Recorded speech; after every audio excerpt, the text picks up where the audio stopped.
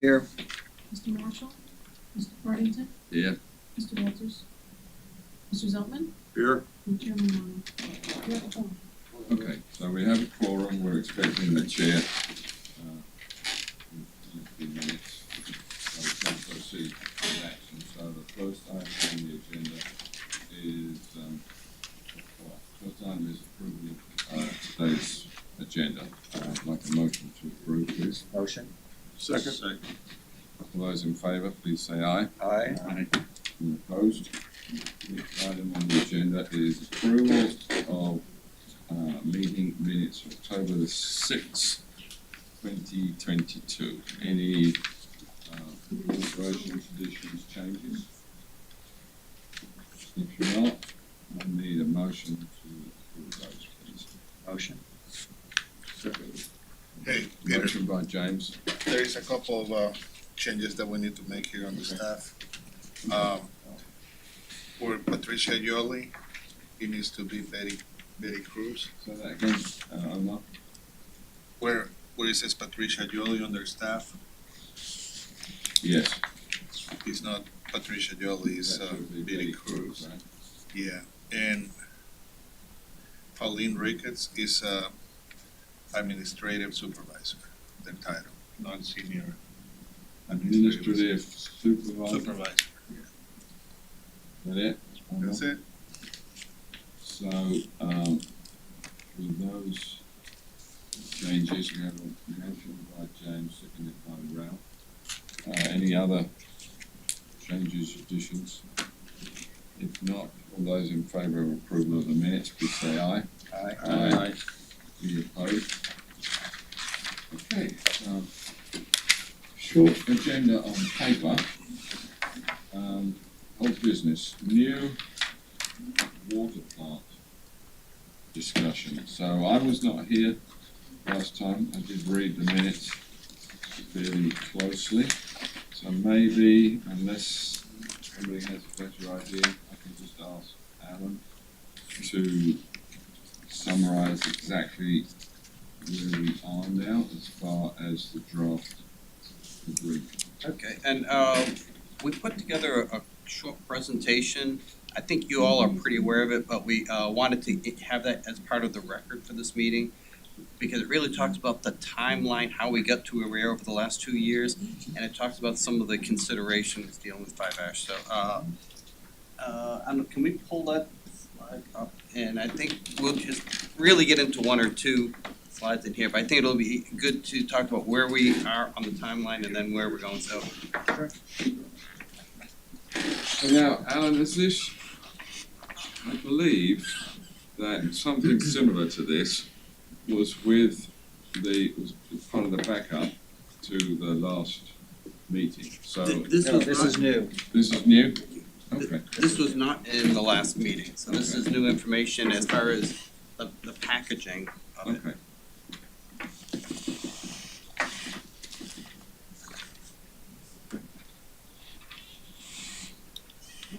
And, no.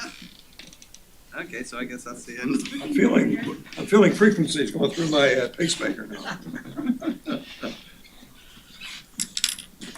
No, that's how they just, Yeah, that's there how we they go. describe the microwave. Okay, so, Standing too close to it. okay, thank you. So one of the first things we want to do is there's been a lot of misconceptions with people in the public about exactly what a P3 is, what we're doing here. So we wanted to kind of just put on the table the definition of a P3, what it is and what it is not. And in this case, this is a contract and agreement between the public party, the city of Fort Lauderdale, and a private party, which is a entity called IDE Ridgewood, in order to provide a water treatment plant.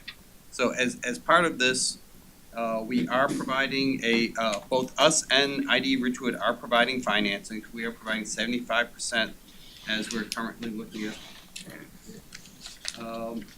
We are not privatizing it. The city will still be owning the plant.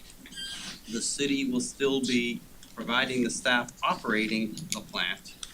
and the city will be making decisions as far as how much water is produced each day, or coordinating the schedule to make sure that we're meeting our city's needs, and how it works within the greater water treatment and distribution systems that we operate, because it has to work in conjunction with Peel Dixie.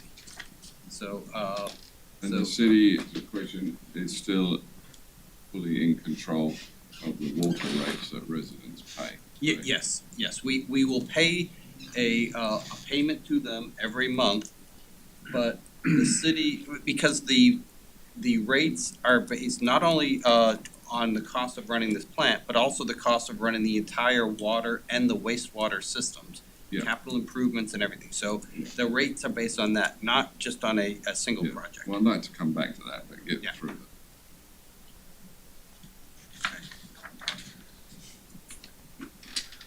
Okay, can we just jump to the next slide? Okay, so, we had a discussion about 2 weeks ago with Wilton Manors, because some folks up there were saying how they had no idea that about this agreement until it just recently came up in the news, and we said, well, this is something that the city has been working on for a very long time. So we put together this timeline to explain what's happened over the past 2 years, going back even further. In 2017, we had the Utility Strategic Master Plan, which said we need to really look at 5 Ash as a very old plant with more than $200 million worth of identified repairs that are at that time, and whether it makes more sense to rehabilitate it or just replace it. Okay, based on that, we did the Corolla report in 2019, which was really more of a requirements document to say, first of all, we do recommend moving forward with replacing the facility. Here's what we think a new plant should be designed, which is the combination of nanofiltration and ion exchange, and that we think it should be at the Prospect Lake site.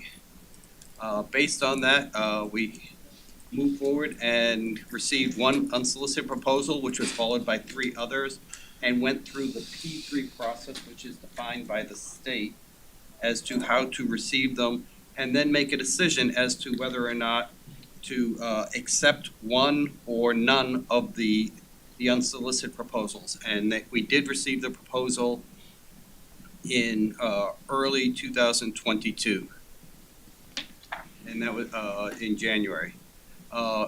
Following that, in May is when we did the interim agreement, which was to give them access to the Prospect Lake site to do more technical analysis, and then also to provide a lot more information about our technical needs. And now we have been working through how to put together a comprehensive agreement that fully captures all of our technical requirements, financial requirements, how risk is allocated, and how we will operate the plant. And we are still working on that with a goal of trying to complete it before the end of this year. And as you know, we also had a goal to have it completed back in the summertime. We had a goal to complete it in October. And until we have the agreement completely flushed out, it will not be presented to the commission. But we are getting very, very close to working out all of the details on it. So it did not go to the commission on October the 18th, It did not. But they seemed to discuss something I picked up on. Does that ring any bells? It was not on the agenda, but there seemed to be something reported about Yes. certain commissioners saying they were concerned that the price had greatly increased. Yes, and actually, I think I have one of the main slides here, the financial slide, but we were talking about how things have changed from when they made the final selection, which happened back in January or March, to now. A lot of the financial details have changed. And what happened at the meeting was the mayor and one of the commissioners expressed a lot of concerns about the cost escalations that have occurred on that since that time, and the additional costs associated with enabling works. Yeah. And so the price tag, and let me see if I can. There you go. Next slide. Okay. So I'll get to that slide in a couple minutes, but this is We intended more. didn't formally consider on the on October the 18th conference agenda the agreement. This was just something that they brought up spontaneously about what they'd heard about the current state. What was brought up in there was the fact that we were not bringing a comprehensive agreement at this time because it was not ready. Yeah. And then there was some discussion about why it's not ready yet, which revolved primarily on cost. Okay. Alan, before you proceed, just so make sure I understand, when we say enabling works, can you define that for me? Yes.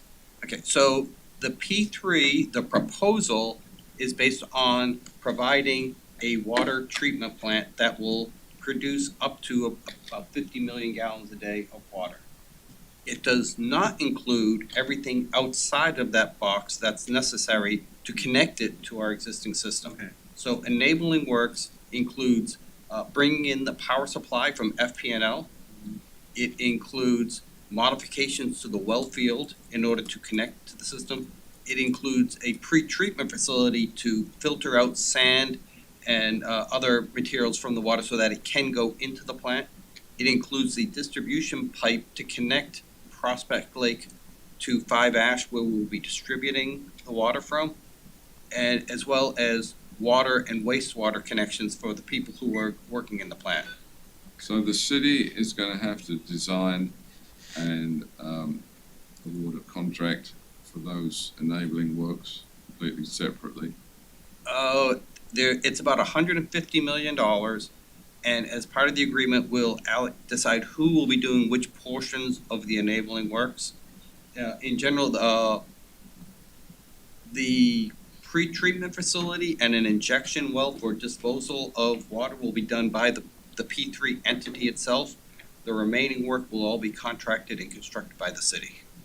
So the FPL power, the well field modifications, the distribution pipeline to go from Prospect to 5 Ash, those will all be constructed by the city.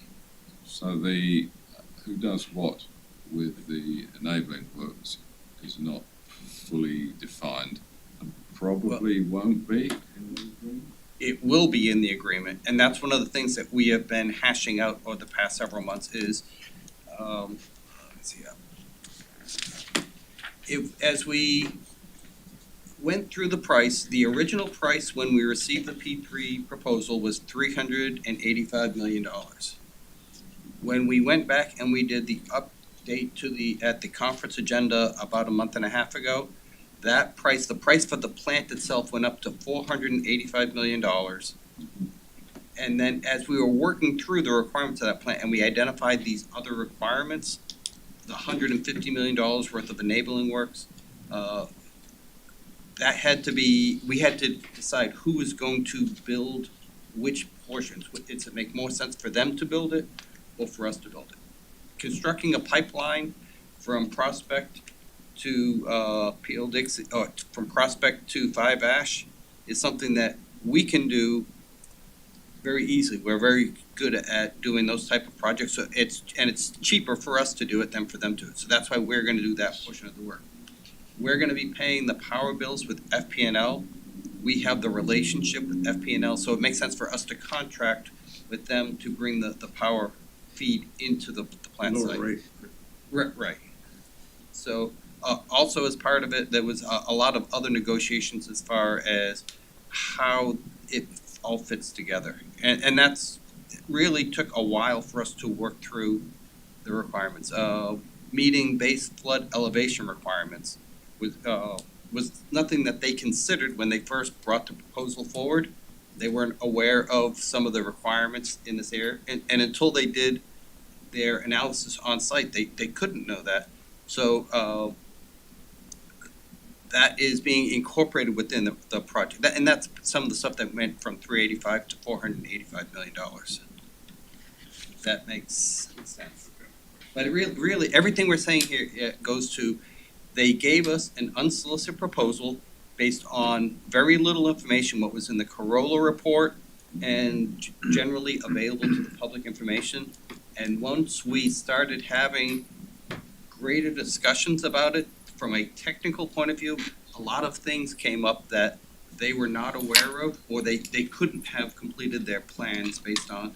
So we had to work through how to make it all work together within our system, which impacted the costs and how we would be constructed. Ralph, and just to note, that Chair Romano has entered the meeting, so. Thank you, yield gentlemen. to the Chair. Apologize. Ralph.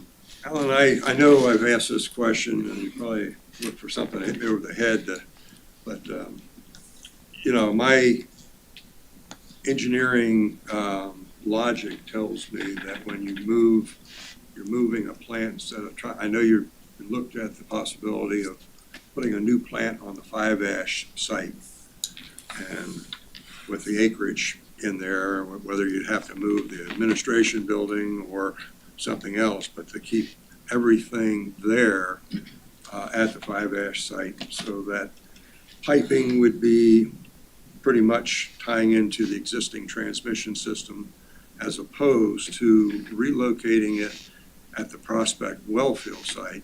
And I got heartburn on that, because when you move the site further away, it's about 4 miles, I measured going through the roads, or 3 miles how the crow flies. 4 miles, yeah. Yeah, about 4 miles to that.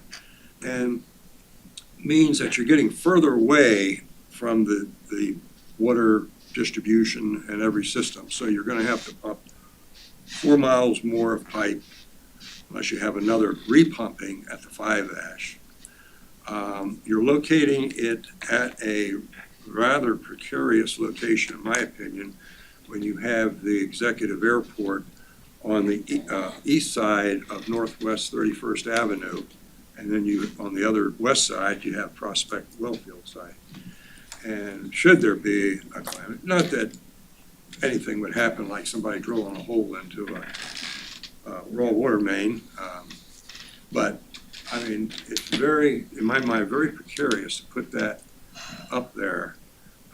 You know, if they hit a wells, you know, you can probably recover, but if you hit the plant or any of the pumping systems or anything like that to take us out, we had a little taste of that when FP&L drilled a hole in a raw water main there. But I'm trying to understand the logic. Is there any other location, site, that's closer to 5-ash, that's available, and further away from the executive airport? You know, we always seem to have a lot of little aircraft crashes around, and that just kind of. So I think the first thing is, and Omar, you can help me with the numbers, but the 5-ash site itself, I believe, is around 12 acres. And when we look at the requirements to keep the existing plant in operation, and then you have the admin building there and a fuel station there simply is not enough space remaining to accommodate this without having to, I think we're short by around 3 acres. Yeah, we look at every combination of like building size and even making it 2 stories. You can't, there is no room. Okay, all right, well, then you've covered that part. And I know you're getting tired of telling me the same thing, but I'm just trying to wrap this thing up in my mind, so I don't need to say it anymore, because I'm just on an advisory committee here, and I can only advise that when I look at it from an engineering perspective, from a hydraulic perspective, from a safety perspective, those are the things that concern me. James? And from a hydraulic James, perspective. let's move Oh, on. James? So, but what about other property in that area? Was nothing for sale, or did the city even try to think about purchasing? I mean, we're talking about millions of dollars to put pipes from the well field where the new plant's gonna be built to 5-ash. We've already got a system in place.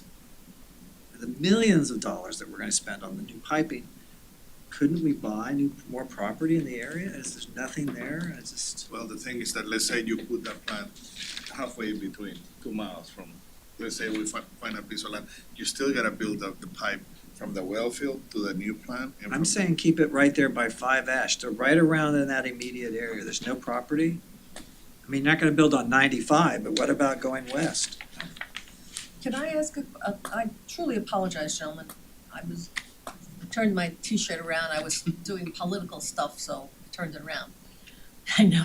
So, I understand that, or I understood, that we were gonna use the same pipe that currently pipes the water from the wells to Five Ash as the pipe that's going to take now the treated water to Five Ash. When did we all of a sudden discover that that was not a good enough pipe to carry all that, the new water to the Five Ash distribution plant? So right now, there are two pipes that connect Prospect to the new site, and one of them is in operation, the other one is a backup. Right. So as part of the proposal, this was part of the discussion about enabling works and how could we use those pipes. Mhm. It was determined that we really need another pipe in addition to those two in order to carry the fresh water. So it's building one pipe in addition to those two. Once that is in place, they would go and basically refurbish the other two pipes to convey the finished water product to Five Ash. And that came out as part of the enabling works discussion this that is- happened. this is new. in- This was not part of our original discussions, because I remember distinctly having this discussion. Ralph brought Yes. it up. Why are we gonna build a new pipe going from, Mhm. what are we calling it now, Prospect? Yes, Prospect, From yes. Prospect to Five Ash, we already have two pipes. So how much money are you attributing to that particular additional piece? Is that- Hey, what? I thought it was like 15 million. But Alan, isn't that, Yes. that's part of the enabling works, right? It is Right. part of the $150, Right. $150 million. And what the chair said is basically correct. You are going to use the two existing pipes refurbished, but for a reason that perhaps you'll explain, it's been determined that a third new pipe is necessary, correct? Yes.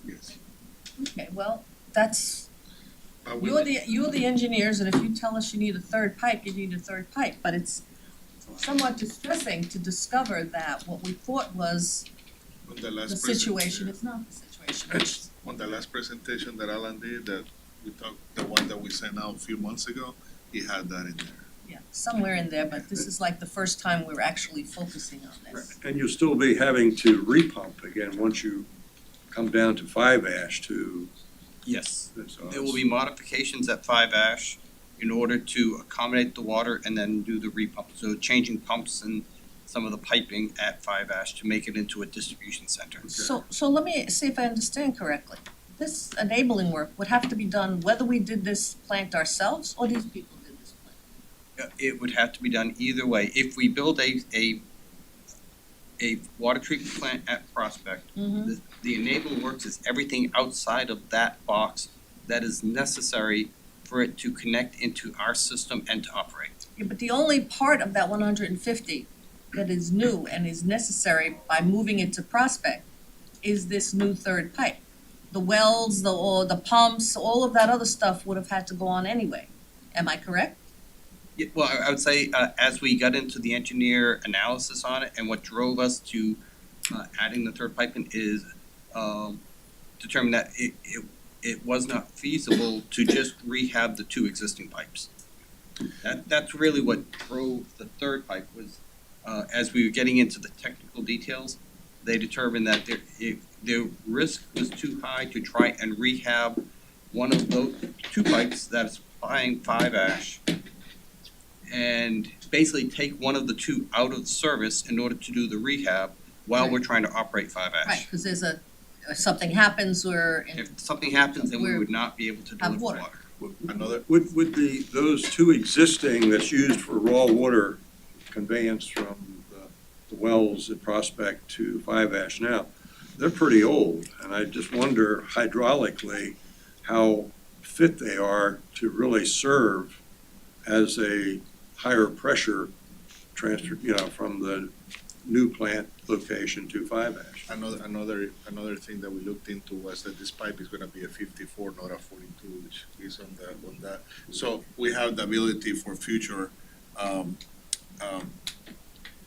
demand, we can increase the size of the plant, so that's another reason why we put that 54 inch Well, I'm just saying about the existing pipe. there. No, I know, but the thought behind putting a bigger pipe is for future expansion and Okay, we well, can I'm just have more bringing it time. up, I mean, you all have to, Right, and this is real, like I said, if we decided that we want to go forward with this plant, or any plant at that site, this is things that we found are necessary, not part of the project itself. If we built anything there, we would really recommend and we would have to build this third pipe. yeah.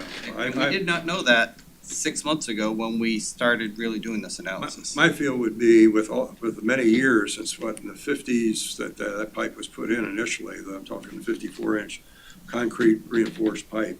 Mhm. You know, that's be, in my mind, questionable unless it's hydrostatically tested to see if it's capable of serving, how much life is really left in it. Yes. Peter? So this brings us back to James' point, which is that if you were not siting the plant out at the well field, you would save $80 million, which you could then spend. No, not 80, it's like 15, you said. The pipe is only the 15. Was it 18? Yeah, 80 and then we got, no, we coughed on that and then he corrected himself. Yeah, 80 sounds a lot. That's a lot. It does sound like a lot. The point is, there's property nearby. Well- Are the two raw water mains serving the current site big enough to serve the new proposed plant if it was at the same site? Or would you have to do rework to those Well, pipes like I as well? said, if you wanna expand the plant later, then those pipes might not accommodate that. Right, so you might be looking at new piping regardless of where the location is. Okay, you may have covered this before I came in, and I apologize if I'm going over it. What we were trying to get a handle on the last time we had this meeting was what is this whole thing gonna really cost? And the new plan now, I'm sorry, Okay. Peter, you were up. I'm sorry to- No, you were up. Alan has this presentation, I which saw I the think we should, Oh, we well, haven't we gone haven't through been all it? the way through. We have not gone Oh, through I'm it. sorry, well, let us continue then. And really, we're explaining, this was intended more to provide something to the public Yes. that provides the background than to really inform you all of any of this, because I think you've seen or heard everything that is in these slides. Then let's go quickly if we can. Yes. Okay, so, and we were trying to get through, but my clicker doesn't work too well, but this was intended to provide an overview of what is in the current system. Can you go to the next slide?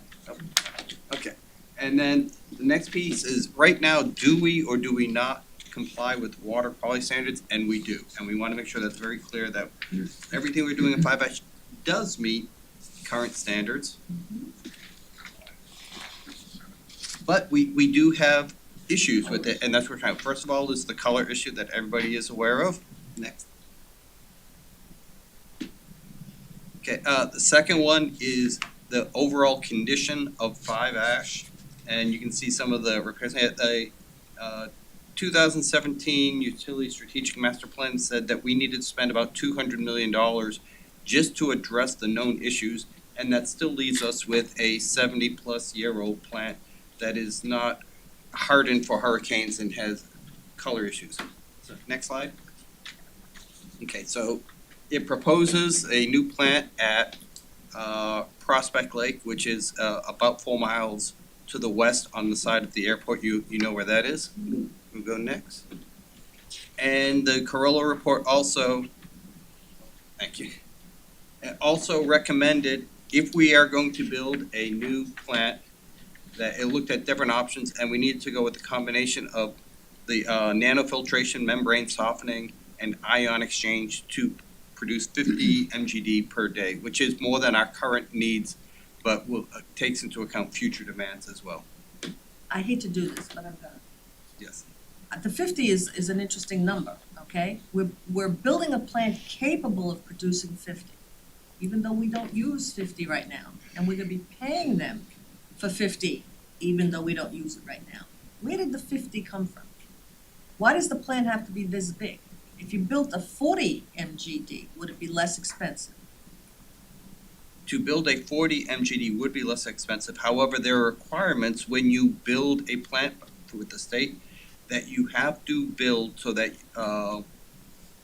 you are not, it has to be overbuilt so that you are not using more than 75% of its capacity. So when you take Peel Dixie plus this into account, the total requirement, which is 38 MGD that we're producing right now, you still have to be able to provide, it can't, and your peak at 41 cannot exceed 75% of your total capacity.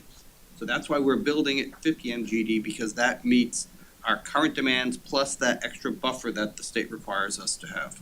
That's the answer to my question. The state requires this. Somebody's gonna ask you, where does this say that in the state? Where is that? So you should really be able to answer that question. Is that like best practices or traditionally, or is it say somewhere in an ordinance somewhere that you must do? Yes, and it did come up when we were having discussions with the state on permitting for it, that they did go through and look at the production capacity versus the annual demand, and to say that 50 MGD meets that requirement. Okay, continue. Can I, Oh, yes, to that point, can you run the new plant at 50 and dial back Peel Dixie? yes. You can, so potentially it costs, if it's fiscally viable to run all 50 here, and it makes more sense to run this at the full capacity that we're paying for and dial back Peel Dixie, there's potential savings. Yes, Okay. and likewise, if we have those peak periods and we need to do maintenance at this plant, Peel Dixie will we can actually produce more than we currently do at Peel Dixie. Mhm. So that provides us that surge capacity, and that's why it's so important that we're making decisions on how much is produced at each site. So is At there a 50, connect? at 50 takes in consideration that you'll have 15 or 12% disposal because of the Yes, this is deep welling. finished water capacity they can produce. Okay. And that disposal amount does not come into, that gets into dealing with the, our consumptive use permit and, the waste that comes out of the process. But this plant can produce up to 50 MGD per day if we needed it to. And supply the whole city. That would be beyond our needs for the entire city in one day. Is there a connection between the two distribution systems? that we- It's one system. It's One just two different plants that feed in from different locations. But the water, it's a pressurized system, so it will flow to wherever Anywhere. it's. We pay for the 50 whether we use it or not. We pay for operation of the plant for up to 50 MGD. But if we don't use electricity, if they say it's 40, we only pay for the electricity for 40. Yeah, but and that's, no, chemicals. Joe, you're paying for 50. You're paying a dollar amount for 50 whether you use it or not. But it's the Let's just- availability let's- payment. It's the availability, We and people are not gonna be snowed by that. no, I would say they use bad wording when they say we're paying for 50 million gallons a day. What we're paying for is a plant that can produce Capable. up to 50 million gallons a Can you day. change the wording somewhere because I it wish just I drives could. people crazy. It is the financial documents that is forcing us to use that terminology. That's how it's been explained to me by all the lawyers who are involved. First we Yeah. kill all the lawyers. Okay, I'm Yes, sorry, okay. James had a Alan, question, you go. How much water do we sell to the other communities? What's the gallons per day? Do you know? I don't know that exact number. It's Open Park, right? It's Open Open Park. It's, it's the Davy. Ford, Davy, Davy, we can find out. can we find that out? Yeah. It's tough to find that. But that comes out of the water that we make. It's not Yes. like we make water for ourselves and water for them. It's we make water It's for that, yeah. and it's Right. for everybody. Right, but I like what Shane has brought up, that if, let's go all capacity if we're paying for it, cut and dial back at Peel Dixie or, so there's less cost there. Like Peter said, it's not exact that that's what we're paying for, there's more and like Omar was saying, there's more cost associated with it, running it at full 50. So it just has to be compared to Peel Dixie's operation cost and. Right. but because it's the same technology for the filtration, the electrical cost and a lot of that is the same. The chemicals are the same, so it's more flexibility on which to than a huge savings by, Dialing back. It's gonna be a little savings because we have the ion exchange and 30% goes through Yeah. that, but it's, like he's saying, it's not gonna be huge. Right. So it In my comes mind, down it's to more, operating it's an costs. operational flexibility thing than a huge cost savings either way. Okay, can we go on? Okay, so, and you're aware, basically, the two main benefits are color reduction, improved reliability, and moving to new technologies. Good. Okay, so if the agreement is signed at the end of this year or sometime soon afterwards, it is a 42-month construction period, the way it's being configured right now. So that would put the project construction being finished in late 2026 and going online. And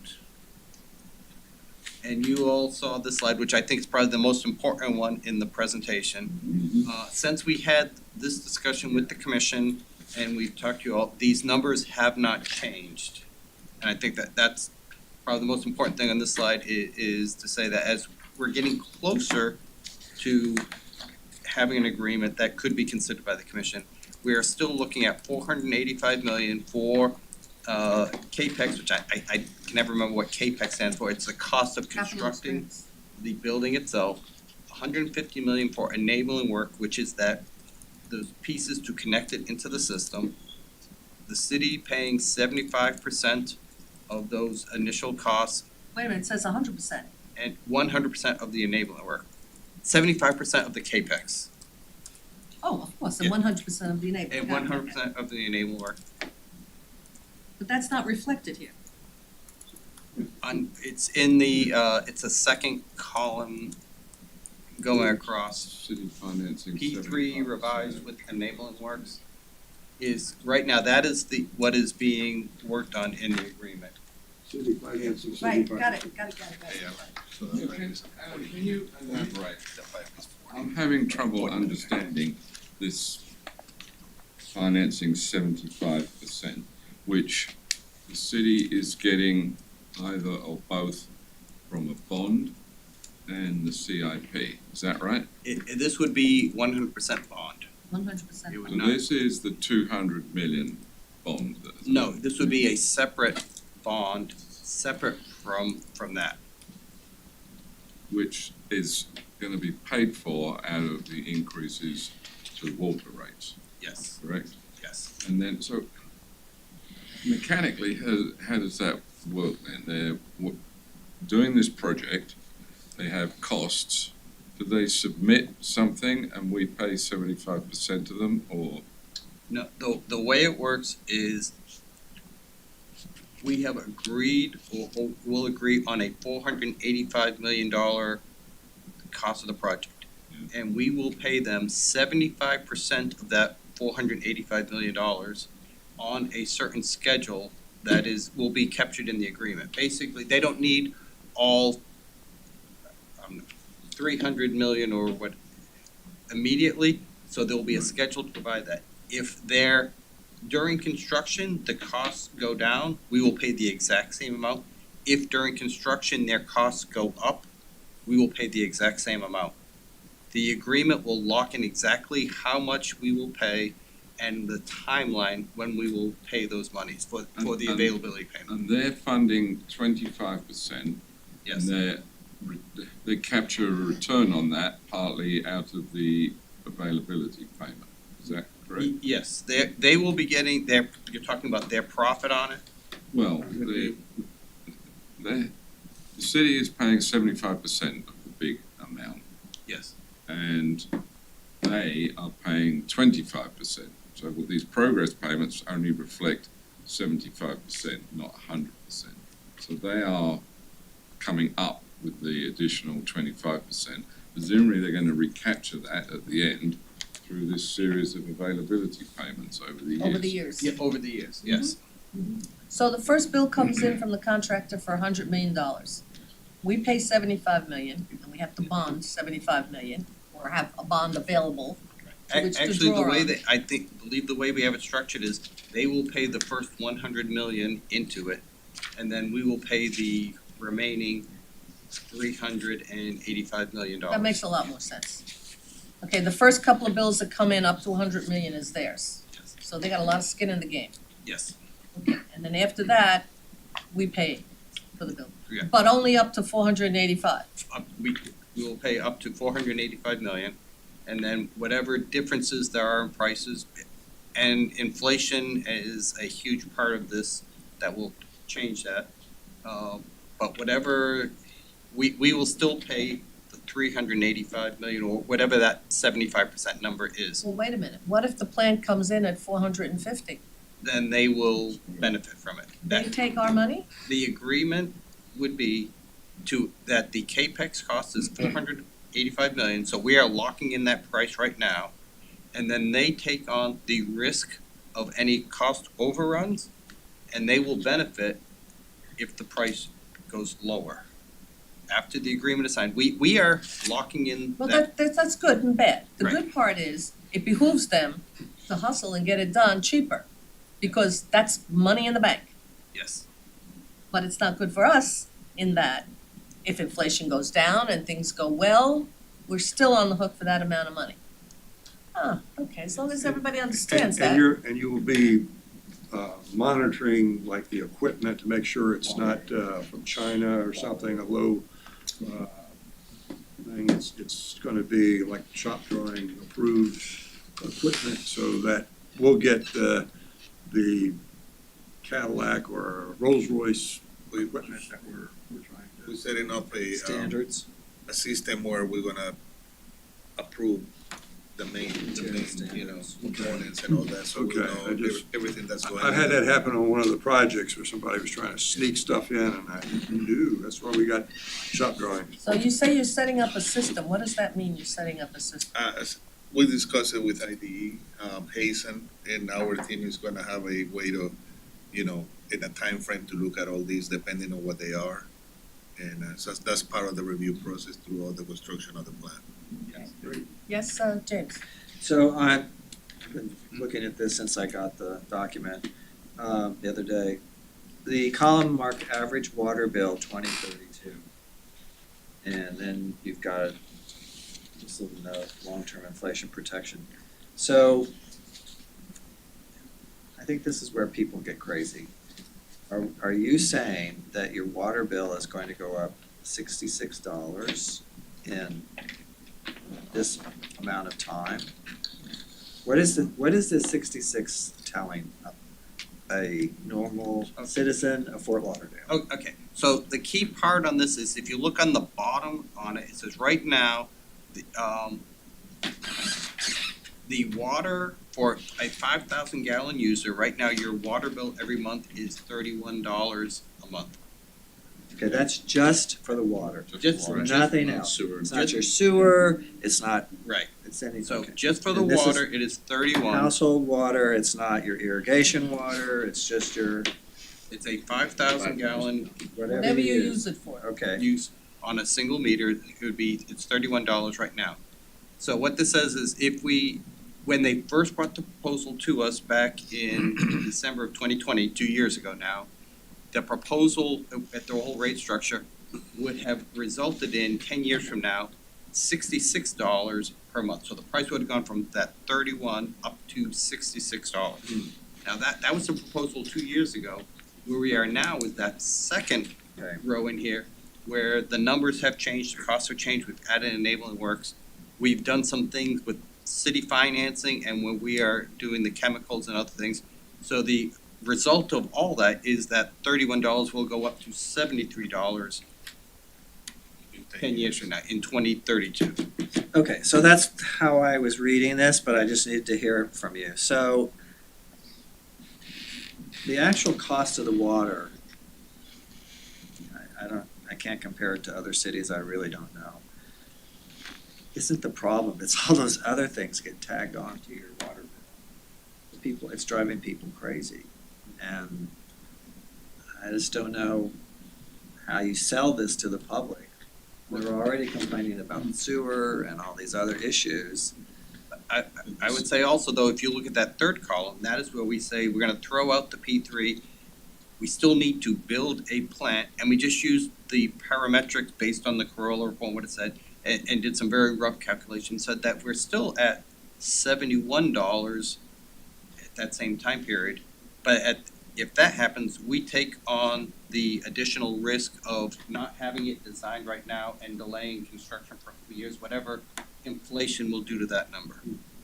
So it would be comparable between the P3 and if we were to, where we are right now, to move forward and design and build it ourselves. James, So I'm sorry, not- I'm- Chair. so Go on. So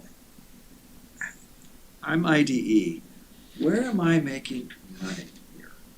Because I'm not sure this is telling me the whole story. I mean, there's this $2 difference. The city does it all themselves versus P3, $73. Where is IDE making their money? Besides bringing it in earlier and getting, say they do it for $450, then they make $35 million, okay. But From the availability payment.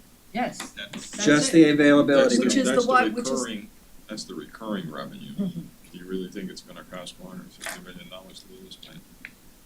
Well, we don't know, but I we don't know if know. we go with this, yeah, No. no, The probably. answer is no. All right. But my They question mark that up I, the materials. the thing that I really wanted to get at was, over 30 years, how much are we paying for this water? We're paying for 50, we're paying every month for 50 million gallons, whether we use it or not. Okay, and that cha-ching, cha-ching, cha-ching, that number goes up by a certain percentage, cha-ching, cha-ching, cha-ching, okay? Yes. What is that? Has somebody done a spreadsheet? I'm sure Susan's got a spreadsheet that shows how much money they're gonna make at the end of 30 years, Yes. okay? Just based on the availability Yeah, payment, that's what's not, okay? that's what's which when missing. I ran it out, it was in the billion. It was close to $1 billion, It okay? starts at 30 million a year near. Right, near, and you start then running it goes out, up. cha-ching, cha-ching, It's cha-ching, compound interest. for on- 30 years. By the time you get to the end of that, it costs a couple Right, of so that's what's missing. That's what's missing here. What also is missing here is the fact that in addition to that availability payment, which is hundreds of millions of dollars, we're paying for the electric, we're paying for the chemicals, we're paying for the workers, okay? All they're doing for that amount of money is being a GC contractor for this plant because it's essentially designed already. We have the site, we have the technology, we have Hazen and Sawyer. This is not a nuclear power plant, okay? It's practically go off the shelf and buy those pieces. So what they're making is all of that money for simply building the plant and operating it for 30 years. We pay for the electricity, we pay for the chemicals, we pay for the workers. At the end of the 30 years, we've paid a lot of money for this water. And I think people need to see that number. And if that is the truth, if that is the God's honest truth, then that's the God's honest truth. It's what it costs to build the, it's to have the water. Peter? Well, I think the water bill that they've worked out, the typical water bill 10 years from now, it's 10 years from now, I agree, not 30, it reflects that. And if you look at the first two columns, I worked out my water bill and I added these percentage, I have a typical usage, and I sort of agree with these figures. And that first line there was worked out prior to any P3 when there was a notional amount to replace the water plant and the city was going to do it in-house. And those first set of numbers and the approved water rate rises that accompanied it gave you that first column there. So what has changed to go to the P3, if you like, is to go to the second line there. But of course, since that first line there, which was the best part of 2 years ago, there's been considerable construction inflation.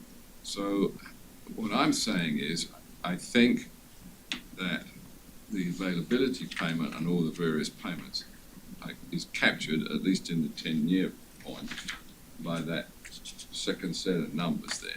And one thing that concerns me is that it is above the level of increases that are currently approved by the Commission.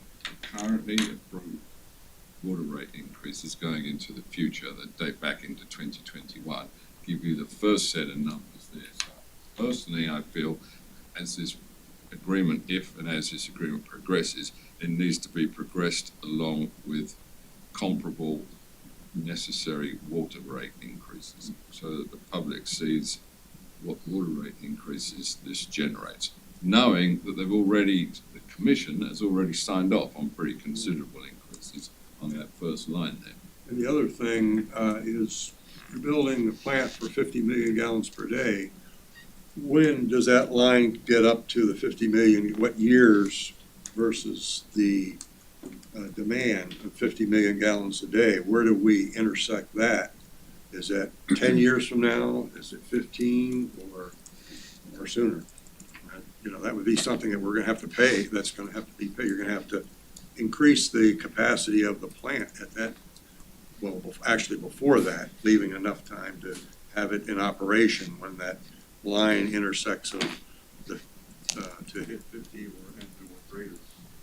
I don't know, is that in the Corolla report? There is some data on that, of the rate of increase, population increase and all that. It accounts for that. I don't know the exact year. I think Susan knows though, when she did the projections. Yeah. But, That's part of the equation that Yeah. we've got. I'd just like to express what I said more simply. I don't think that the water rate rises that are currently approved accomplish that second line, give you enough money for the second line there. I would say that you're probably correct in that, because the water rates that were approved were based on the rate structure and the assumptions that were made back in January, 2 February, years ago. March in that budget. Since then, some of the numbers have changed, but A lot of the numbers have changed. right, but the water rates that were approved then were based on assumptions from Yeah. more than half But a how year can ago. you, So how these can new numbers you, will have to go be and put enter into- into an agreement when you haven't at the same time associated the necessary funding with it? You know what is necessary, but you don't have it fully approved. The water rates that are approved right now were based on last year's numbers. The projection that you have here for the 10-year, we have done the modeling to show what this would be in that rate structure. And that's something, Susan, I think we had the slide at the last meeting. she's got a Yes, we did. spreadsheet. We We had a thing that, but that does reflect the 485 and the $100 million. But it has not been taken to the commission for the rate Well, change. I But does feel it- that needs to be But does it done. also include the availability payment? Yes. Yes. I can't, I mean, I'm not a CPA, but this does not make sense to me that when we ran the numbers the first time with that, I believe it was a 5% a year increase. 5% for the Five first percent 3 for the years. first, yeah, and then we were putting that money away to build the plant, which by the way, what happens for that money? That money's been accumulating now for 3 years, it must be like $40 million accumulated from that 5% raise. What are we gonna do with that money? Is that gonna help us here? Yes, it was building up for this, so when they have to write that first check for our portion of the 485 million, that money is what would be used for it, and then they would be bonding for whatever. So, but that's what they were building it up for, was for that exact purpose. Okay, so we already know that the water rate is going up 5% a year, just to stuff money away to build the water treatment plant. Yes. But it's But gonna go now- up more. But it's gonna go up more, is what I'm with him, it's gonna go up more than that 5%. How much is it gonna go up every year during this period of time? The finance director would say it's gonna go up so that your average water bill goes to $73 after 10 years, instead of what was projected a couple of years back, $66. But the problem that we're having, and I think the public will have it even more, is how do you take all these various figures, the CapEx, the enabling works, the availability payment, the electricity, Labor, chemicals, how do you take those numbers and make them equate to what the projected water rate increases? You need to get approval for those projected. Her projections, Gerald. if you look at the 71 and the 73, like you were saying, hey, we're gonna pay $1 billion to this company to run the plant. we're gonna pay, if we do it ourselves, what that's saying is that we're gonna pay about 2.7% less. So we're not gonna be paying it to this contractor, but we're still gonna spend that money to make that water. I can't, that is not I can't. physically possible. You cannot tell me that if we built this plant ourselves for $485 million, okay? We ran it, we manage it, we pay for the electricity, we pay for the chemicals, you can't tell me that it's only gonna cost me 2 cents more a gallon if I have to bring in a third party who's gonna make $1 billion over 30 years. You can't, I can't, Well, that's, somebody's gotta be able to make it, that's what I know that's it's what saying. it says, but nobody, how do we prove it? How do we show it? Because if you look at we're financing 100% here. They're financing 75%. We gotta pay some money to the so at the end of the day, those two numbers, all it means is that 2.7% is gonna be, we're gonna spend less money if we build it. So true, they're gonna kick in 25% of the CapEx cost, so that's true, that is, but every year, they're gonna get $30 million, and 30 million, and 30, 35, 37, 38, 50 $1 million, and all they're They have to doing. operate and maintain the plant. No, for they that as well. don't, they Yeah, they manage used to the do. plant, Yeah, they they don't do. operate it, we operate it. No, they maintain the plant. That makes sense. He asked the operative question. Yes. Mr. Partington. They maintain the plant, yeah. You guys are gonna get it handed to you if you show these signs to the public. They're already got a building skepticism over this whole thing. I've not seen any financial display, and maybe you guys have it, but I doubt it based on the conversations that we're having, that goes something like this. Here's what it costs to build a plant. Doesn't matter who's building it. Here's how much it costs. Here's how that money gets accumulated and appropriated. And that's how we're paying for the asset. Got it? Now, once that plant is in, and including all this other stuff, the new pipes, you know, I don't wanna be you. When you say we gotta put another pipe. How'd you miss that? How'd you miss a 54-inch pipe? I hear, it's out there right now. I don't know if you're hearing it, but it's out in the public. It's starting to be in the sunset, right? Where people have this growing skepticism that it's a giant waste. They're all agreed we need clean water, but until you get the three things clearly separated in space and time and stop mixing them up with who's building it and the availability payments and everything else, it's keep it simple. Appropriation to build a plant, the plant costs this much. You can argue about whether or not it should cost more or less than that, or what we need to do it, but keep the capital stuff separate from the running costs. Once it's built, now you go page two, running cost. Here's what it's gonna take to run the plant. Don't even go down a rat hole about who's gonna run it, or how it's gonna be run, or what the availability payment is. Just simple math. Once we have this plant, here's how much it costs to run every month. Okay? Here's who's gonna run it. City's still responsible for the quality of water. City's still responsible for the people that are in the plant, right, doing the labor contracts now. It's all still look the same as the people that are there now. Okay. Third thing, here's what's happening to your water bill. And that's not what's happening to your water bill. Okay? What's happening to your water bill is for a usage, this much usage of water, you have sewer. The water bill is not a water bill. It's an accumulation that adds up to about that much. It'd probably be 2.5 times as 105, much. 2.5 times as much. Right.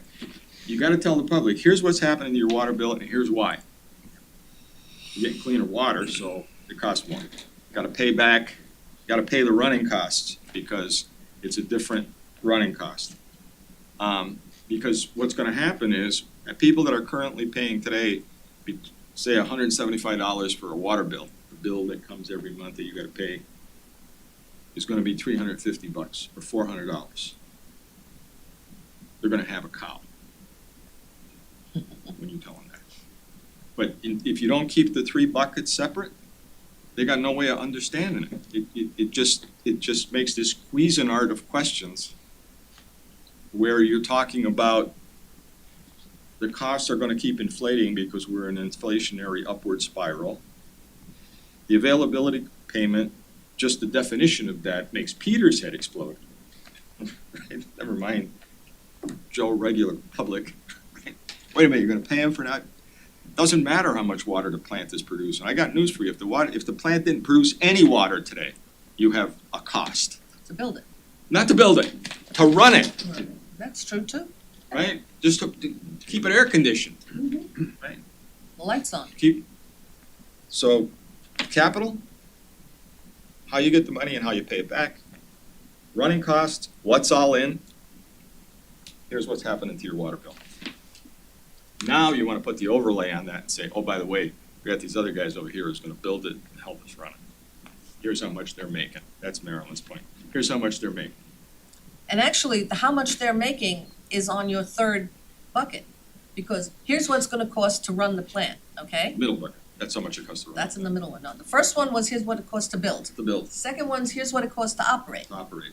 Operating it, in the operating bill, do you have the availability thing? The availability, because you're gonna have to pay them to operate it. So that number has to be in there. And then the third one is. I'm not disagreeing with you, but you gotta be careful with that. Right. Because they wanna add it all up and make one number up. No, we're not gonna do that. We're gonna keep it separate, okay? Keep it, here's what it costs to run the build. plant. Here's what it costs to run, okay, which is not a big number. And it includes this, This, and this, and that's a And big this. number.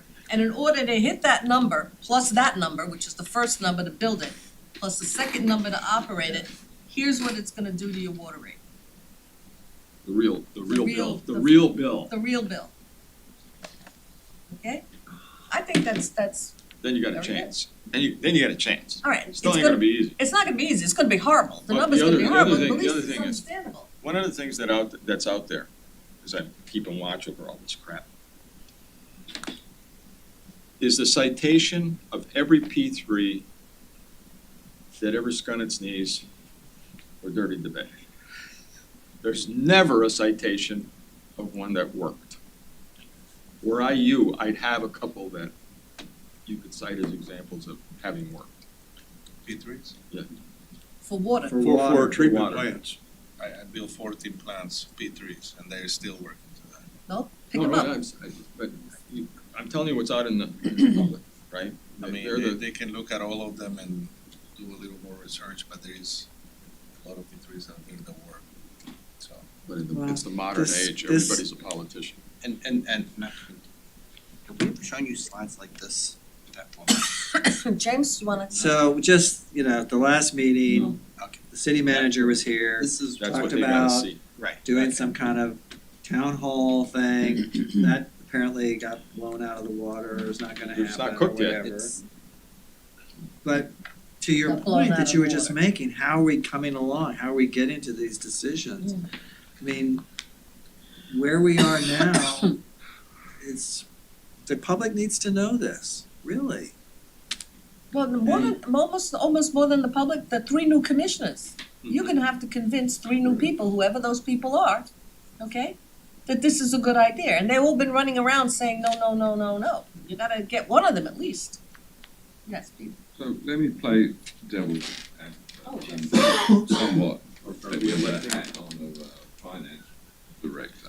I gotta go get What some. I would say to convince people is that 2 years ago, we expected that top line as a necessity. We were gonna have to raise water bills over 10 years by 116% in order to design, fund, and operate a necessary new water plant. Now, since then, we have been approached, as they're entitled to do, for a P3 process. And we have arrived at the second line, and maybe, which is an increase on where we were 2 years ago with respect to what the water bills will have to do. But since 2 years ago, costs have risen, and if you do the first line approach, you're rolling the dice as far as the city building the plant, because we would do it probably design, bid, build, and you're subject to all the problems that can be associated with that. There is no guarantee that we can build the plant for the estimated cost and obviously not for the estimated cost as of 2 years ago. So from a financial perspective, I'd concentrate exactly on this chart. I'm not negating what anybody has said. It is very difficult to understand how all these numbers feed in, and particularly with respect to the availability payment. But people need to understand that their water bills were going to rise very substantially anyway to replace 5-ash. Now they're going to rise another extra 20% above what was thought a couple of years back. Isn't that correct? Essentially. But it's a tough sell, no question. Yeah. And this chart is not the chart. No. I wouldn't use this chart at all. I mean, you gotta invest some time in a different presentation, along the lines of what Gerald has said. Okay? That's why I'm glad that we're having the discussion now, because the intent is when it is ready, and now hopefully by first week of December, we could have that town hall discussion that we need to have with the public, but we weren't ready for it after that last meeting that we had, and that's why it didn't move forward. There was too many things that were just not locked in at that time as far as the agreement that affected prices, affected how it would go. And you all heard the commission discussion about pricing, so it wasn't ready. It wasn't ready. Okay, fine. What are the current outstanding issues, if you could sort of summarize them? I think the biggest thing that we have not come to complete resolution on yet, still working on it, is the labor services agreement. Can you tell me something about the labor services agreement? It's like a mystery box.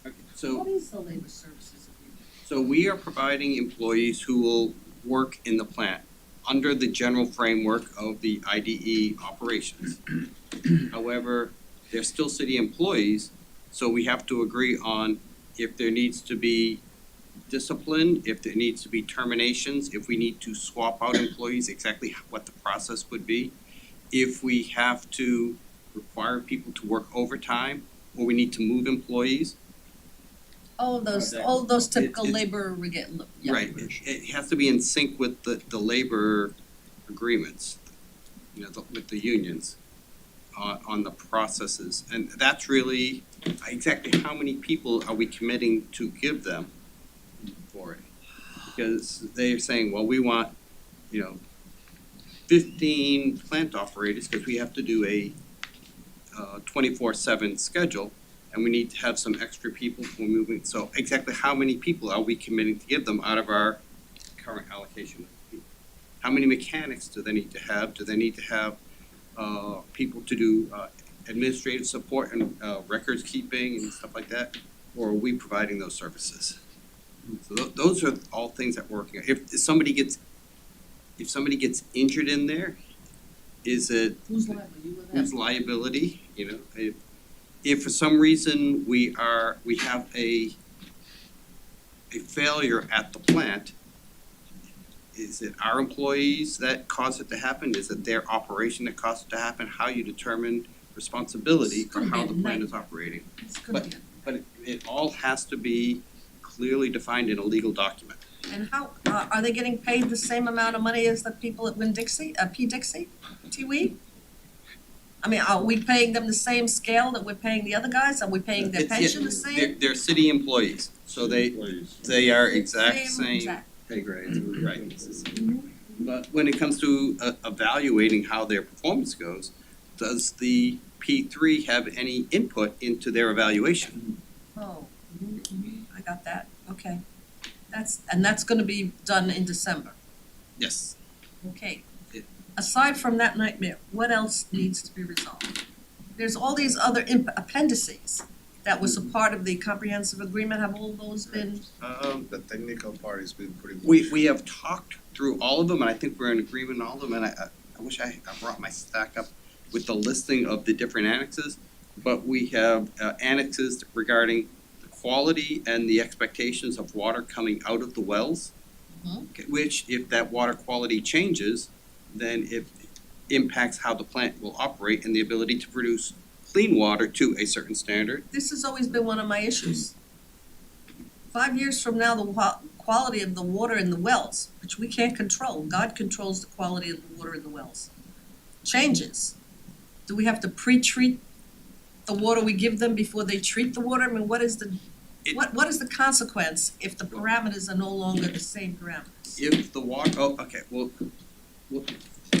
PFAS is one of the big things that is a big concern, or any type of other pollutant that gets into the Biscayne aquifer. Right. If it comes out of the well, right now, based on the water testing that we're doing, we're saying we are producing water that has no PFAS in it. But if that condition would change 15 or 20 years from now, it's going to require, to meet regulatory requirements, that the filtering process has to change. So is that, who pays for that change in the process? And what is the answer to that question? Right now, if the water is different than what we agreed to right now, then that would be a change order, and the city would be responsible for not producing the same water that they can process. And that's, doesn't make, it means we're just gonna accept the lower standard of fresh water. No, what we're saying is they are building a plant, and the agreement recognizes the water conditions of today with, as far as iron. Standards that they have in the industry as far as Right, so. what you have to be below. Right, but if the water that we are providing to them substantially changes, that requires a change in the filtering process, then that would be a change order, and the city would be responsible. For another pump or another filter or another Yeah, something. change in the filters. Well, that's not unreasonable. But there's lots of things that could change, We and have a so nice big parameter range there, give ourselves a little, what we have tried to do was to make sure that we have ranges of what is expected, so that they are designing, and in the agreement will recognize the range of what it could be and not the most optimal, because we wanna cover ourselves. that's right, I mean, we gotta give ourselves a little room in there. Right, so we are trying to, from the city, we're trying to protect the city from future changes, make sure that they design it robust enough and flexible enough to deal with changes. And then on the other side, to make sure that the water that they're producing meets certain requirements for color, not taste, but Color large. different testing that needs to happen, and that there's penalties in there or something to hold them accountable if it doesn't meet that standard, So- Monetary penalties? monetary penalties. If they do not achieve the color quality standard, it's still drinkable water, but it's not meeting the standard, there is a penalty associated with that. Standard, so that if for some reason you have the regulatory agency saying, okay, now we have to even have more strictness on the, well, objectionable chemicals that are in there. Right, yes. Who's responsible for that? If there's a regulatory change, right now we're designing and everything is based on Regulations. the DEP regulation. If it changes, then we are responsible for the impacts of that. They are just operating a plant based on the agreement right now, so that's the way it's currently being written. But if they miss the goal that we proposed, then there is a penalty for that. Unless something, okay, Right, and all of this, again, it's not just an automatic, we pay for it. There's a change order process that has to go into play, where we say, here's the new change, iron in the water, it just went up by 10 times. Okay, so here's what changed. They have to come back and tell us, here's what it means to us and what the difference in technology and pricing would be. We have to review and agree to it before it gets implemented. So we still have some power to say, we disagree with this price, or we think that you can accommodate it without changing the pricing. Put more polymers in there to Right. make it work. There's a lot of ways to get to the end goal, but we will have veto power over the changes, because we're the ones who are ultimately paying for it. Good luck. yeah, yes, Peter. It's not a simple No, contract at all. no, it's- And And that's why it's taking so long for us to work through all of these details. I don't mean to be an agitator, I'm trying to just throw stuff out on the table to say, this is what I'm concerned of with a little knowledge I have of plants and stuff, but still, going back 20 years or so.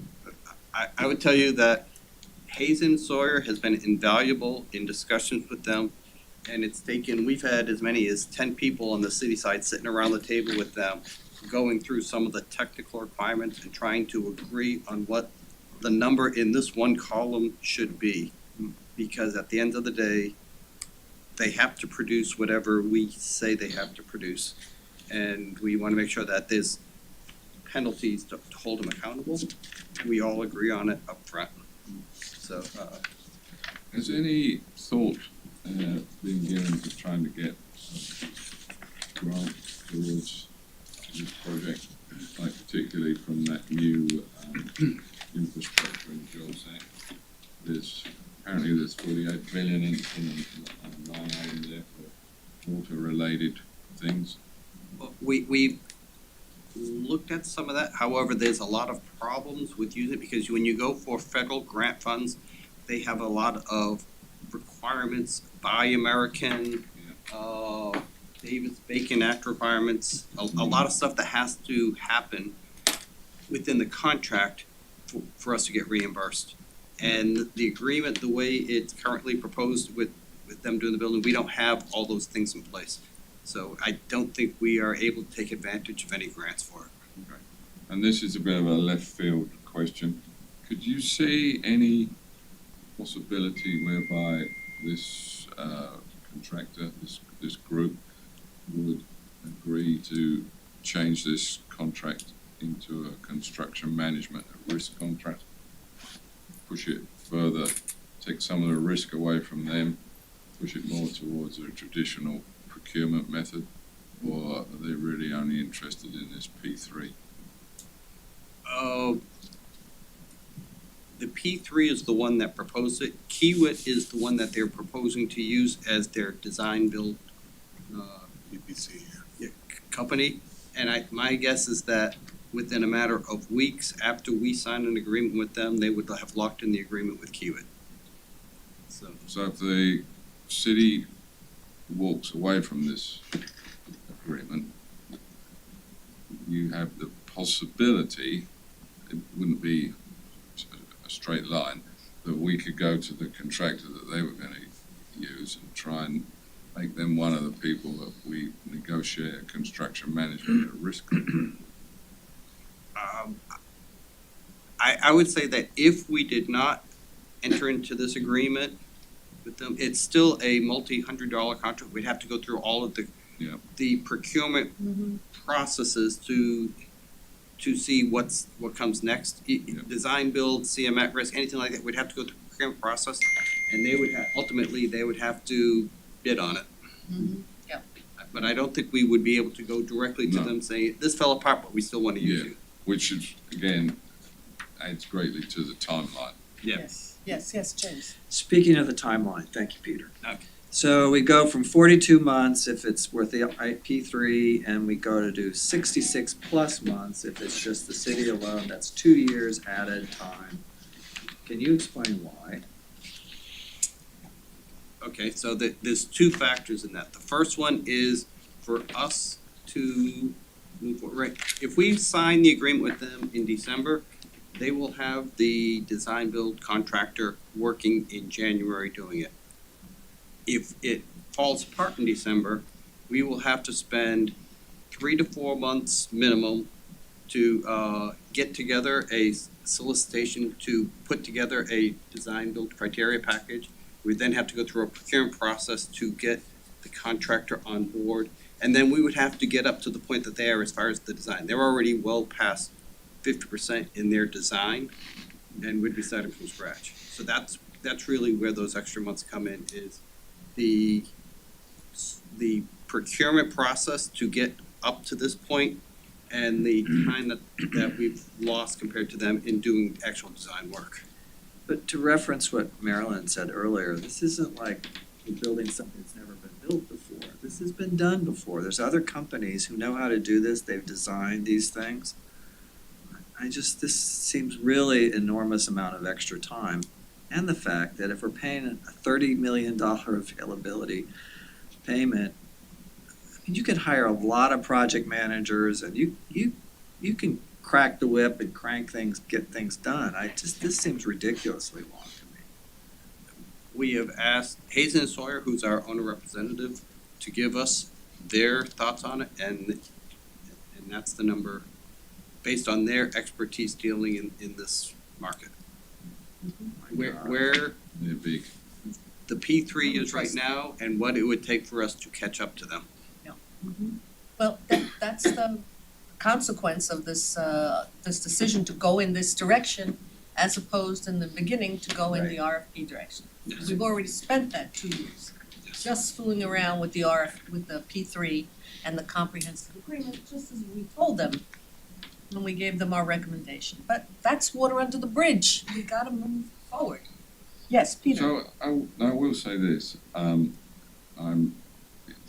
believe and I'm impressed that Alan has got a very good grip on this and started to put a lot of effort into this. And what Alan said was very believable and went down with the nitty gritty. So, you know, thank you for being able to explain it so clearly, but it is very complicated. And I guess one final thing is what Jim and Marilyn alluded to is the PR part of this, not only with the city, but with the other 7 other cities, municipalities that are our utility customers. I don't know if the mayor and commission are going to include them in the public explanations, presentations with those other utility customers. It's We did do a presentation, actually, this packet, basically what we presented to Wilton Manors. Oakland Park has expressed some interest in having a discussion with their commission, but we haven't locked in any dates or anything like that with them yet. But we told everybody we're available to share as much as we can with them. And as we talk about, the rate would go to $73, remember, they're paying 25% more than everybody in Fort Lauderdale, so for them, it's got just as much of an impact or 25% more to their rates. Carolyn, Not gonna get any Christmas I cards. think we need to have No. a conference meeting with the city commissioner and the new city commissioners. With this group, that's right, them, us, the whole shebang. I think that would be really important. That would be a hell of a meeting. Yeah. I don't think we should have that meeting until we have a clearer understanding, just as Gerald has stated. We can't have that meeting with Well, not this piece of this. paper. This isn't good. What I'm saying, we can't have, because nobody will understand this, especially the new people. They won't, their eyes will glaze over and that won't work. So, the material has to be clearer. I mean, up to I agree. here, it's pretty good, you I know? agree. We need a plant, it's falling apart, clean water, yellow water, yada, yada. Everybody's on board with that. But the way, what it costs to build, what it costs to operate, and how what it costs to operate translates into water bills. And, it's not just the impact of this on the water bills. Everything else is going up. The pipes are breaking, Pee-wee's gonna have to be refurbished at some point. And, Susan tells me, don't worry, it's all in there. I don't see it. I don't see it, and I don't think that the average person, and I've been sitting here for 6 years working on this. Mhm. The average person is not gonna see it unless you make this way, way more clear. And I don't know the timing here, we don't meet again until the first week in December. This may be actually on an agenda. You guys will get killed if you put this on an agenda with 3 new people. Right now, I think we'll have a better idea after the election tomorrow, hopefully. But the first meeting on the 15th, next Tuesday, to really start seeing where the new Nothing. commission is going to be going.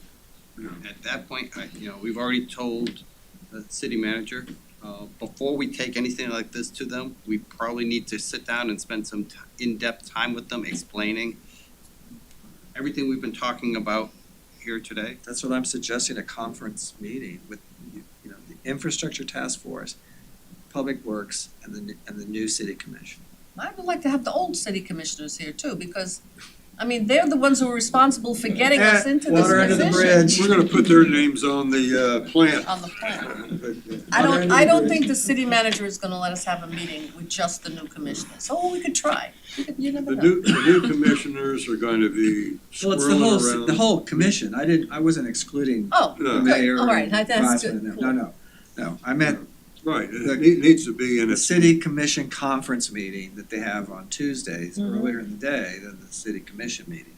That's what I'm suggesting, a But conference meeting. But the three new commissioners are gonna be squirrely around just trying to find their office.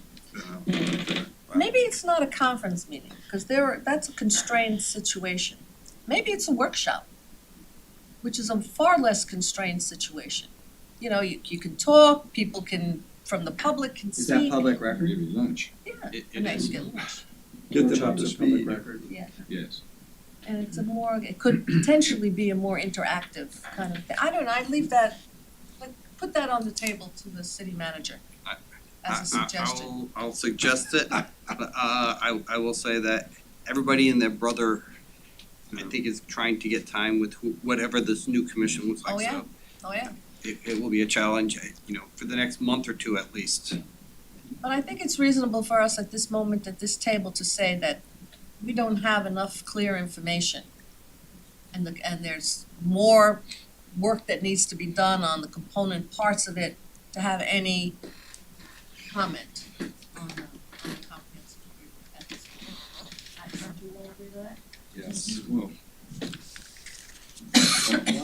one comment I had said is, I feel that the necessary changes in the water rates have to accompany Yeah. this Well, proposal.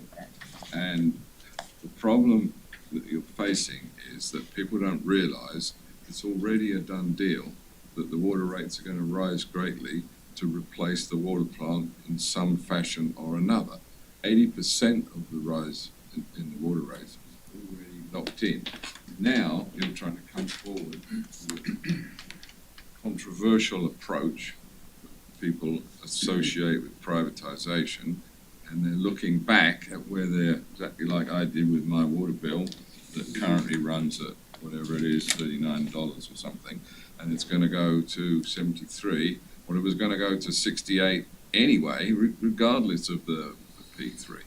That message is not out there. True. That's what we said to the city manager, you weren't here last time. Mm-hmm. Yeah, it's gotta be much clearer. And I like the suggestion on how to break this slide apart a little bit more. We're gonna have to play with that a little bit, trying to figure out. But, yeah, the ultimate goal, at least for us, is to get as much information out there to as many people as possible, and then ultimately, the commission makes a decision, go left or go right. And we want it to be an informed decision. But Alan, the information has to be digestible and people have to understand it and it has to be transparent, which is what I think, we're recommending, because you guys will get killed. And so will the mayor and the city commission. I mean, it's, All right, so where do we go from here? We're not gonna meet for another month. I guess, is there something in between that we need to do? Thanksgiving. Yeah, right. Thanksgiving. a cruise. Oh, God. Nobody's gonna have, the city staff, nobody's gonna have Thanksgiving. I think that we just have to wait for our next meeting and see what you can produce. And hopefully by that time, I'll have something that we can hand you to actually look at. We have not seen any, we've talked through a lot of changes in the document from what you saw before. We still don't have clean versions of anything to provide to you or anybody else to start reviewing yet. So I think that's a necessary piece before we get it on an agenda. Has anything changed in terms of the, well, I'm sure all of the insurance stuff hasn't changed and all of, the boilerplate stuff hasn't changed. Liability, that stuff, that's pretty boilerplate. What are the pieces that are still at issue in the contract, in the comprehensive agreement? I mean, are they balking at, what do they call those incidents that would cause the timeline to change? We Change order. Not the change orders, No, the unanticipated, like force majeure and relief yeah. events. force majeure, everybody they understands. call it relief events, and it has a Relief lot events, of that's different what they things. were, and there were more than force majeure. Yes. There was a whole bunch more of, if this happens, they get more time. I mean, is that still essentially the same, or is that changing as well? The attorneys were working on that. Yeah, right. I don't know where they are on We that. gave feedback, we believe some of them gave them way too much leeway, Thank you. and that they needed to be put in a very narrow box. So we gave that to the attorneys who were supposed to be negotiating it. I have not seen how that, what the counter proposal was, what came back from them, or, I don't know if we have agreement completely on that yet. All right, well then, we have nothing more to say until we see more information. So when Susanna Bryan calls, I'm sorry, I can't comment, I don't have any information, enough information. So. All right. Okay, so that was our main item on the agenda. The rest is really the updates are really about just our sort of tracking responsibilities. And it is what it is, so I don't know, we need to spend a lot more time on water break tracking. They are what they are. Other than to ask, how is the contract going on the required contract, the consultant contract for mapping or describing the water system, For the water mapping. water mapping? The consultants were given the contract to sign and execute on their side, and so in the next day or two, we'll get that back from them, which will then be routing for procurement for final execution of the contract and issuing PO. That went through city commission. Yeah. 2 Yeah. weeks ago, wasn't it? Yes. Or was it, yeah. So finally, Yeah. we're finally getting that thing going. How long a contract is that for? It's off the top of my head, it'll be done in about 12 months. Substantially completed before that, but I think it'll be fully complete in 12 And the months. state is okay with that, because that was part of a consent order? Yeah, we've already negotiated the extension with the DEP, Fantastic. and we'll be completing it before the end of that timeframe. Before the end of the extension The time. extension. Excellent, excellent. All right, does anybody wanna have anything that they wanna discuss under general discussion and comments? Yes. I do, and I don't know if it's more new business or not, but Yes. and I was hoping Jill was gonna be here, cause I think it's up her alley, but the FDOT MPO project along Bayview Drive with the sidewalks, does the city have final say, final inspection on any of that, because it's gonna be a lawsuit Is that what? weekly Bayview and along Bayview Drive. along Bayview Drive? Yeah, it was funded by FDOT Yeah. and through the MPO, but I'm not running it, but I mean, it's a city road, city right of way, so we do. you do Yes. have final say, okay, cause Because even on a lot of it's A1A, out of whack. even on an A1A project I was involved in, we still had final say, so. What appears to be the What's problem, out of Shane? whack? The slopes are off, they shoot over at 45. People on bikes are gonna ride right off the edge, it's up 3 feet higher than the road. 3 feet. Oh my In God. some areas, yeah, and it's because they tried to avoid existing trees, but it's just, to me, it seems like it's gonna be lawsuit after lawsuit after lawsuit. Is that a design issue or a field? I don't know if it was actually designed or if they just kinda gave them free range once they got out there to field adjust as necessary around existing conditions. But it just, Somebody's gonna have to check into it. and it's nowhere near done, Might but wanna what you can specify see. what are some of the locations, maybe they can look, see to see what's. Drive Just baby. Drive baby. Drive baby. But, well, would you typically have an inspector on a job like that? We don't, because if it's a, FDOT job. right. It'd be more of a final A acceptance. that's what I'm Yeah. hoping, is Then it's that there's a bit a late. final, but Well, substantial, usually the way it's done is at a substantial completion walkthrough, you do that with the DOT's project managers, and then you give them the punch list. Now, something Yeah. that's significant elevation, ADA issues or something I like that. know, I haven't slapped a smart level on there, so Right. I'm just taking, But anything that's visually, obviously, something doesn't look right, substantial completion's a little bit late to be talking about there. Mm-hmm. But nonetheless, substantial is when we would do the first walk, and then final is when we'd accept. I'll check on it, I'll talk to Karen, because I think she was the main contact from the city on that part, so. I'll I check. find it a little curious that the MPO comes up with funds for a project on a city street and they implement it through FDOT, who are normally only working on, state roads. But I've seen similarly, I don't remember this years in the past. Okay, there being, Just one Yes. last thing. oh no, Just go quick. right ahead, we're so early. Actually, they told us today we had to get out early because of the election, Oh. so. The election and the hurricane.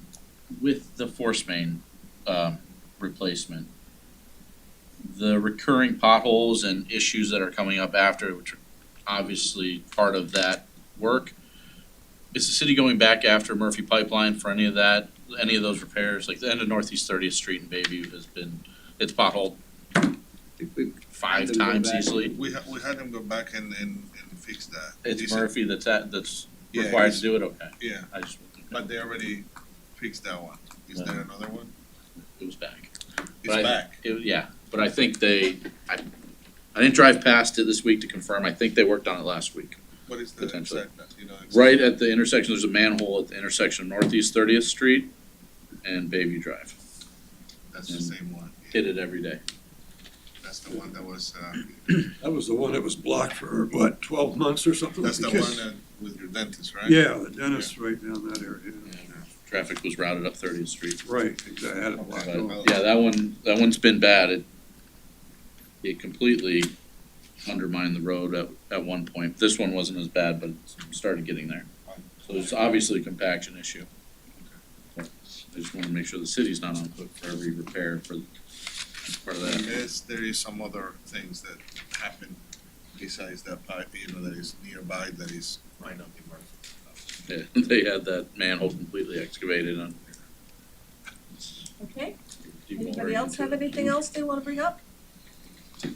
Sorry, Yes, wait a minute, Peter? you remember the commission put out for consultation, changing the planning regulations to allow for buildings? Has that died now? It died an ignomous death. Ignomous. Because it occurred to me Ignominious? when that was being discussed, we have now learnt that basically the city has to accommodate the provision for the necessary utilities, for whatever the land use zoning That is is called. correct. So if you're going to upzone the land use, it's really impossible to just click your fingers and upsize the utilities. There was no upzoning involved. It was height, it wasn't It was density. high, It was height. so it would have been the same Would number have of been the units. same number of it would have units, just gone just would taller. have gone taller. Skinnier and taller, yes. But it's, nevertheless, it died. I think Steve Glassman's comment was, well, we have finally united the city around an issue. Nah. Thank you very much. Okay, There's no think- greater. Gerald- Well, the Gerald? other issue that's not related to the water treatment plant, is related to the general attitude out there, is the same thing that's happening to the treatment plant is happening to the lift station. The inflation spiral, mm-hmm, the fact that the west coast got destroyed, so the availability of materials and labor to do construction is over there. At the moment. Which starts to beg the question, where's all this money coming? well, I believe the commission had a discussion about the police station and the escalation in cost. I don't know what the resolution was. Yeah, I I mean, think it's gotta they, come somewhere, it's gotta come out of the capital budget. my understanding that they were Mr. going James to, is what the to folks give are a, feeling. give more money than to the fixed amount that they had originally. That's what I was told. And they said also that groundbreaking was supposed to be this year, so that leaves this month and December. Yeah, when you put it that way, it is. But Did the commission say where they were gonna get the extra $40 million? No. So we're just gonna go forward and find the $40 million at some point. I'm not fully part of all of these discussions. I know the city manager has been, and he brought up with the commission, he's looking at ways to come up with that money. But I don't know if we have locked in a source yet. And how much is it, that I money? think It's around 40 million? $40 million, something like that. He is working very hard to try and keep that one moving forward with that project. Well, it'd be a shame not to. We have the money. That, we were told that's a construction management risk contract. Yes. To a certain extent, the contractors, I mean, that's at risk, so they're not expected to swallow everything, but. But it, has the contract actually been signed? We may still be maybe in the, not. That's what they said. Yeah, no, that's the problem. We haven't signed the contract. yeah. Okay, guys, thank you very much. Everybody have a lovely Thanksgiving. Go and vote. Everybody go vote. Motion to adjourn. Yes. Motion to adjourn. Seconded. Don't do that. That's all right. That's right. Roosevelt keeps telling me we don't need that. Roosevelt told me to make sure I said that. It Okay. never came up again. You don't need a motion, or? No.